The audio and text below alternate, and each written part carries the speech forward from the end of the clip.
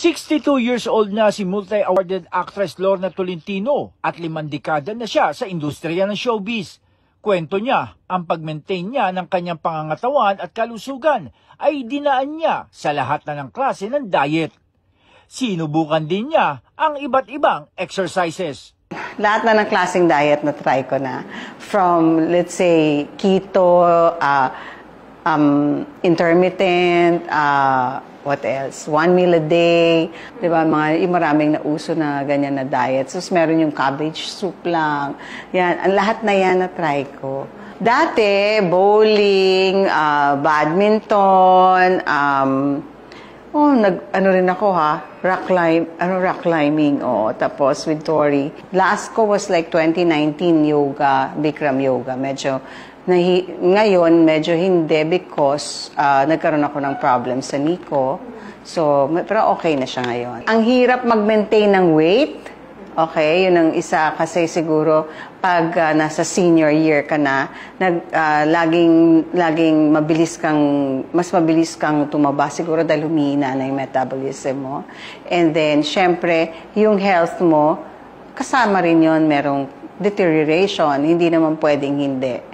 Isang naging health issue lang ng premyadong aktres ay ang acidity ng tiyan na kapag sumumpong ay hindi na siya komportable. Hyperacidic ako, parang meron akong, kasi may gastric ulcer ako pero na-cure na yon, okay na siya ngayon.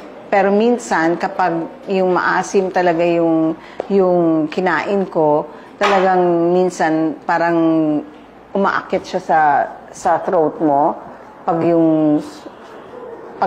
pag alam mo wala nang laman yung tiyan mo, tapos nag-grind na, biglang parang merong acid na umaakit sa throat mo. So, sa barley, wala akong naramdaman na gano'n. Ay, masyado namang mahusay itong barley na ito. Isang kaibigan, sabi niya, ang nagbigay at sa unang subok pa lang, pinabilib na siya ng JC Organic Barley.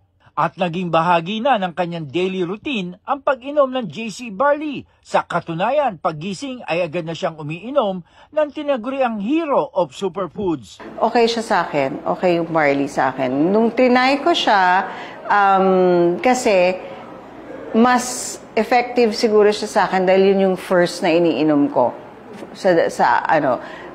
Bago ako uminom ng mga gamot, yun muna yung iinumin ko. So, meron na akong pang-kontra parang may fiber nang pumasok sa stomach ko.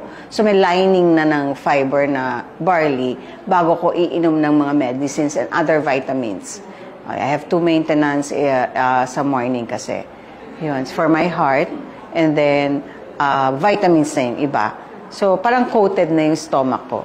Araw-araw tinitiyak ng actress na aabot niya ang 10,000 steps at sa tulong ng JC Organic Barley, hindi na rin kumikirot ang kanyang mga tuhod kahit gaano pa katindi ang kanyang mga ginagawa, lalo na sa mga shooting.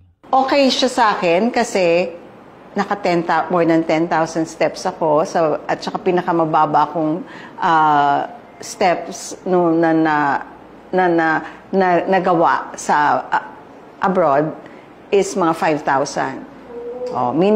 Minimum ng 5,000, maximum ng 10,000 above.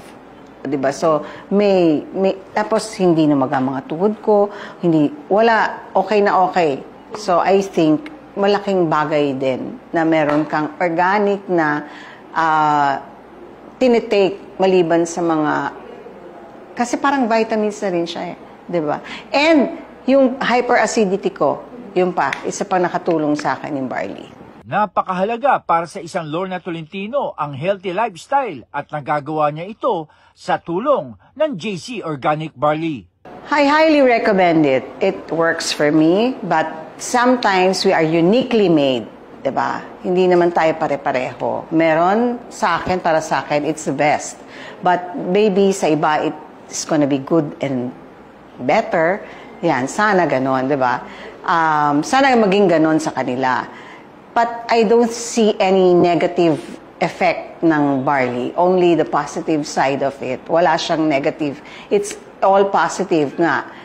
Pwedeng good lang, better sa'yo. Sa akin kasi best Janice Cosio, Radyo Inquirer Online. Bayang nagtatanong, mamaya nag-uusisa.